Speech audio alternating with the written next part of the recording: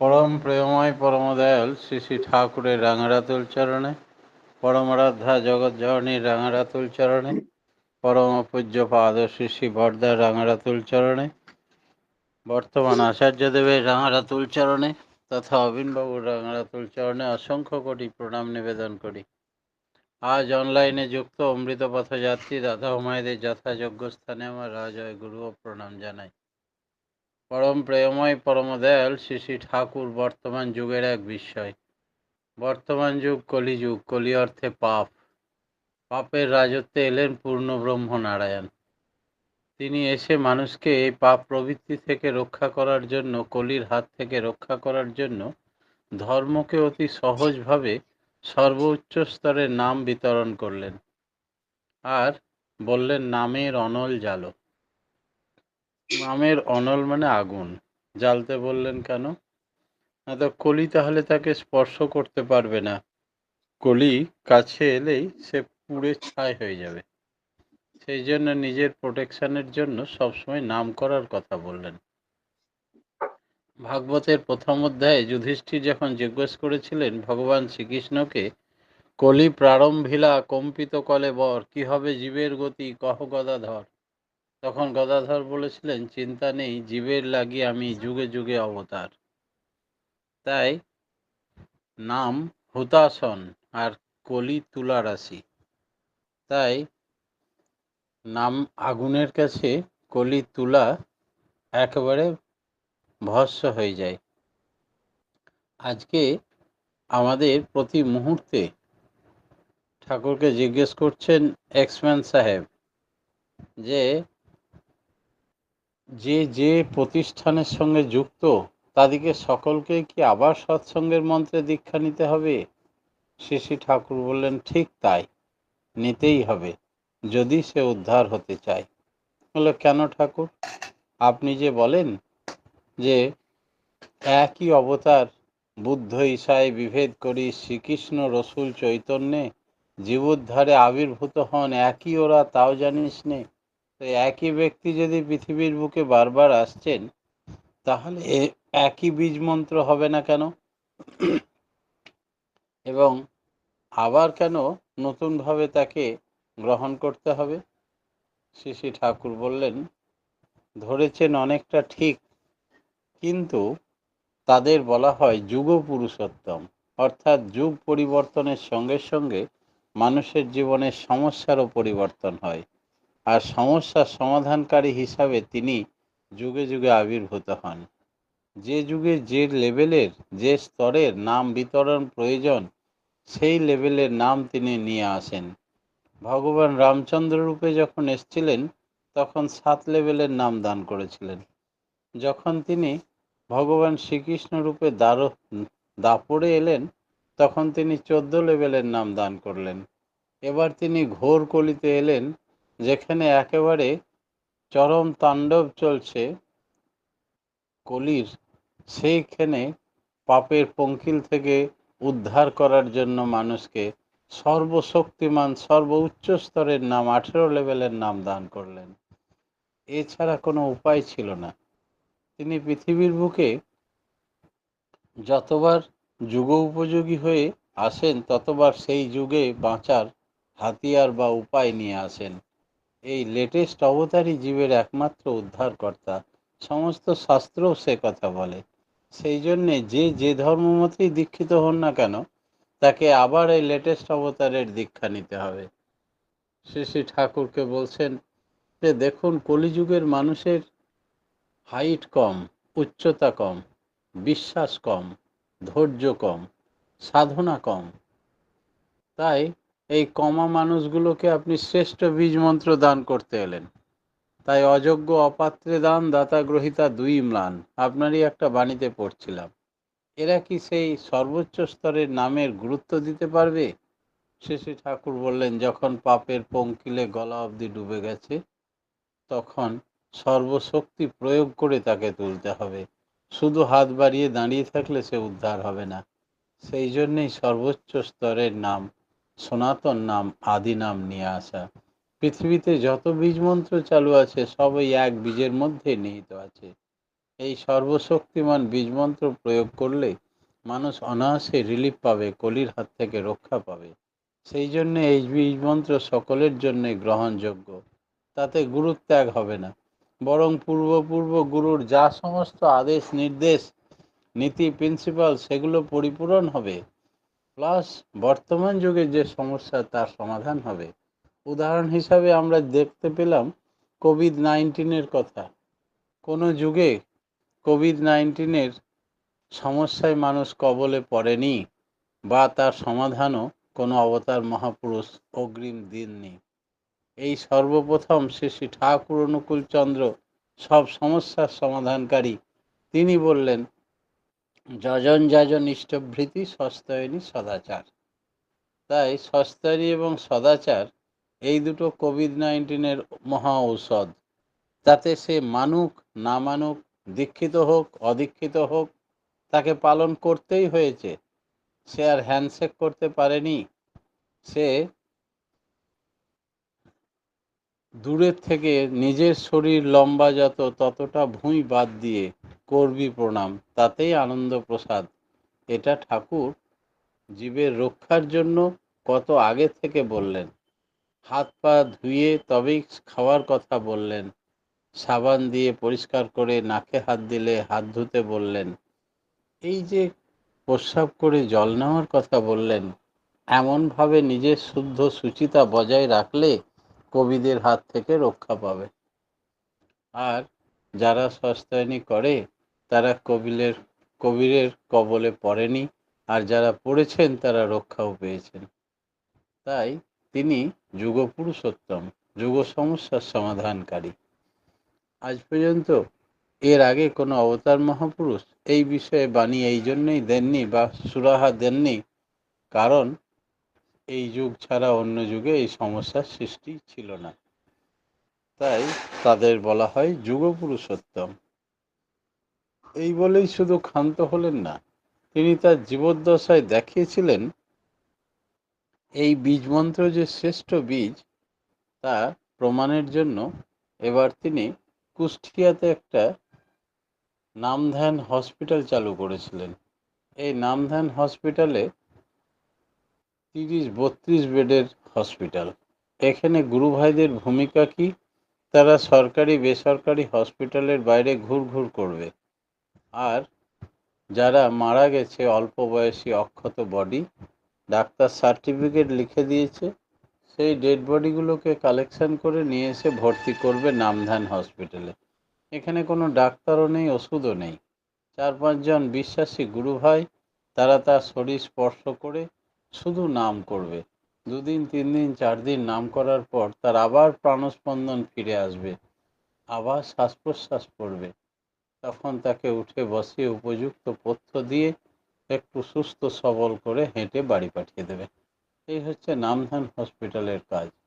এক্সমান সাহেব যখন এই হসপিটালে গিয়ে দেখলেন, তখন তিনি অত্যাশ্চর্য ঘটনা দেখলেন যে এইভাবে নামের মাধ্যমে শুধু মানুষকে পুনরায় বাঁচানো যায়, মরা মানুষকে বাঁচানো যায়। তিনি এসে বললেন, ঠাকুর আমি দীক্ষা নেব। এক্সমান সাহেবের দীক্ষা হলো। এমনি করে প্রত্যেকটা মানুষের অবিশ্বাসের চরম যুগ এই কলিযুগ। সেই যুগে তিনি অত্যাশ্চর্য জিনিস দেখালেন, যা পৃথিবীর বুকে ইতিহাস হয়ে থাকবে। আজ পর্যন্ত আমরা শুনিনি। আমরা শুনেছিলাম দাপরে তিনি যখন ভগবান শ্রীকৃষ্ণ রূপে এসেছিলেন, তখন একটা গিরি গোবর্ধন পাহাড় তুলে এলাকার সমস্ত বাসীদের প্রার্থনায় বরুণ দেবতার প্রকোপ থেকে এক নাগাড়ে ঝড় ঝঞ্ঝা বৃষ্টির হাত থেকে রক্ষা করেছিলেন। এবার তিনি জ্যান্ত মানুষকেই যে রক্ষা করলেন না, এবার মরা মানুষকে জ্যান্ত করলেন। তাই এই লীলা পৃথিবীর বুকে বিরল, এই সর্বপ্রথম। শ্রী শ্রী ঠাকুর অনুকূলচন্দ্র প্রত্যেকটা মানুষকে কি করে দেব মানুষে পরিণত করা হয়, ব্রহ্মী মানুষে পরিণত করা হয়, এবং তিনি দয়াল দেশে তাদের নিয়ে যেতে পারেন, এই প্রচেষ্টায় ব্রতী হলেন। আর বললেন, এবারে দাপরের মতো বলতে পারলেন না, পরিত্রাণায় সাধুনাং বিনাশায় চ দুষ্কৃতম ধর্ম সংস্থাপনার্থায় সম্ভবামি যুগে যুগে। এবার কি বললেন? সাধু নেই বললেই হয় কলিযুগে। তাই তিনি বললেন, ধর্ম যখন বিপাকী বাহনে ব্যর্থ অর্থে ধায়, প্রেরিত তখন আবির্ভূত হন, পাপী পরিত্রাণ পায়। কিছু পাপী তাপী মানুষকে পেয়েছেন, আর এই পাপী তাপী মানুষগুলোকে নিয়েই তিনি এবার পরিত্রাণ করার জন্য কাউকে অবাঞ্ছিত অপাঙ্ক্তেয় বলে দূরে সরিয়ে দিলেন না। তার কাছে এসেছে চরিত্রহীন লম্পট, মাতাল, খুনেরা, চোর, বদমাস, গুন্ডা, সবাইকে তিনি আশ্রয় দিয়েছেন, প্রশ্রয় দিয়েছেন, কাউকে তাড়িয়ে দেননি।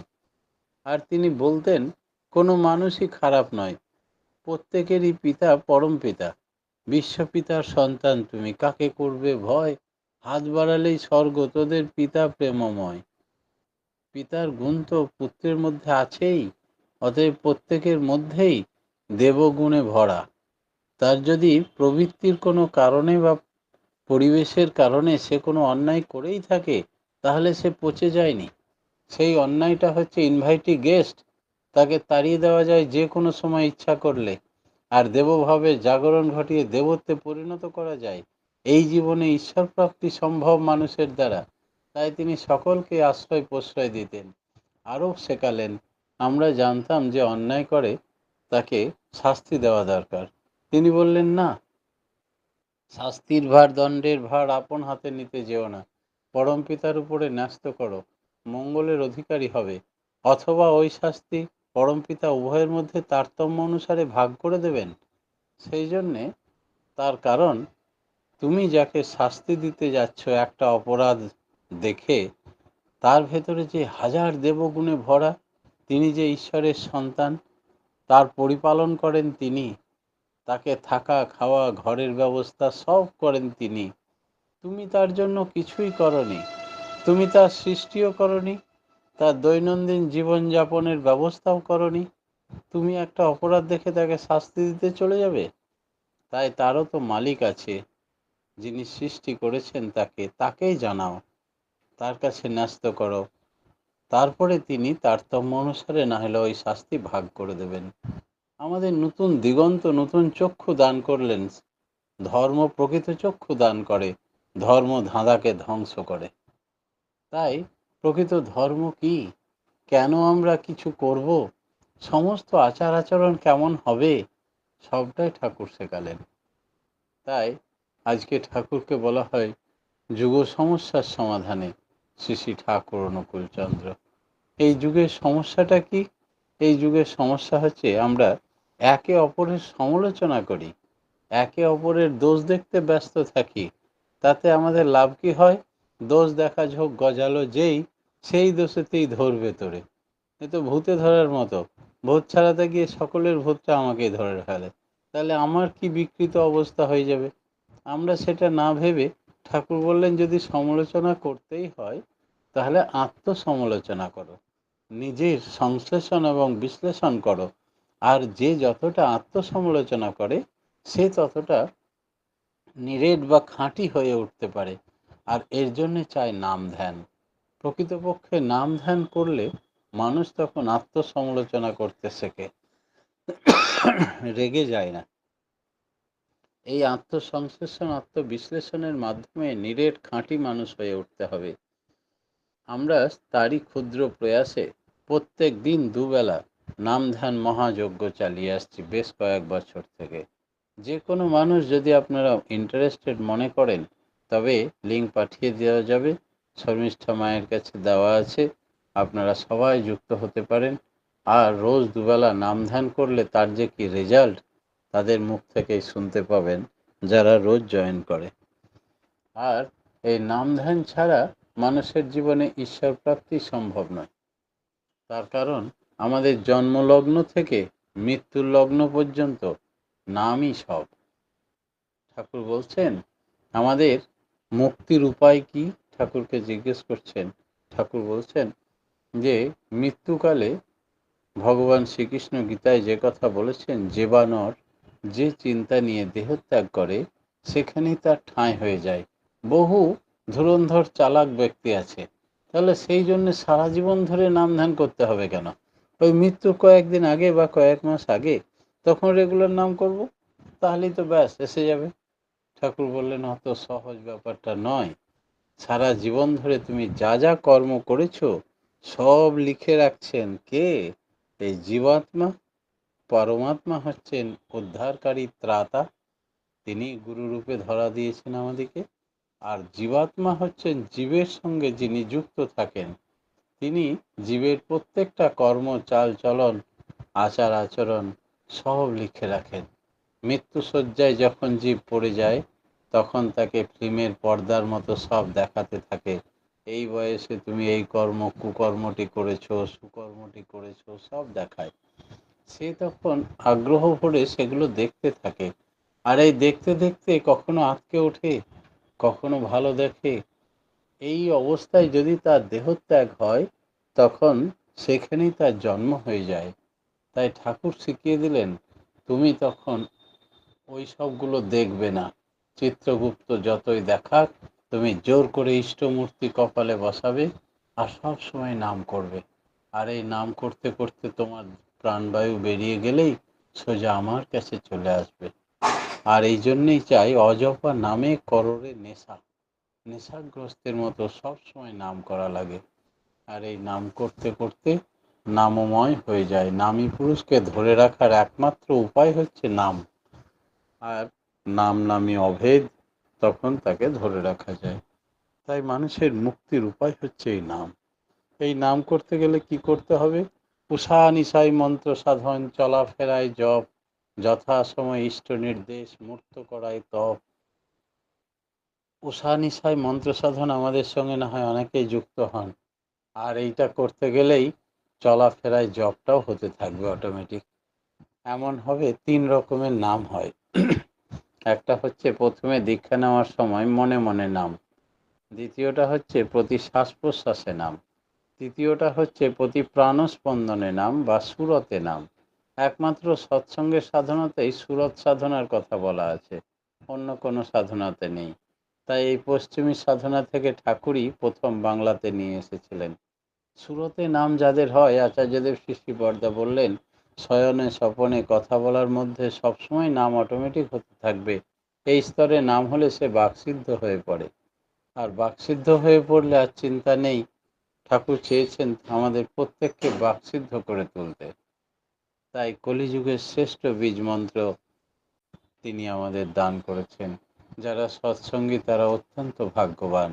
এটা আমার কথা নয়, শ্রেষ্ঠ উপনিষদের রচয়িতা শ্বেতসাত্ত্ব ঋষি তার 20 নম্বর শ্লোকে বলছেন, পরম ব্রহ্ম পরমেশ্বর পরমাত্মা, যিনি একমাত্র ঠাকুরের প্রণাম মন্ত্র এই ধরাতে, তিনি মানুষের রূপ ধরে, গুরুর রূপ ধরে যখন ধরাতে আসেন, তার সৎমন্ত্রে যারা দীক্ষা পায় তারা অত্যন্ত ভাগ্যবান। এই কারণেই সত্যতেতা দাপর যুগের মতো জঙ্গলে গিয়ে তাদের তপস্যায় ব্রতী হতে হয় না। তারা সংসারে সবাইকে নিয়েই এই জীবনেই ধর্ম, অর্থ, কাম, মোক্ষ চতুর্বর্গ ফল লাভের অধিকারী হয়। আর অনন্ত জীবনের সঙ্গে মিশে যায়, তাদের আর জন্মাতে হয় না। মা মিহস্য মা জহি তাদের জীবনে সফল হয়ে ওঠে। সেই জন্যই তারা ভাগ্যবান।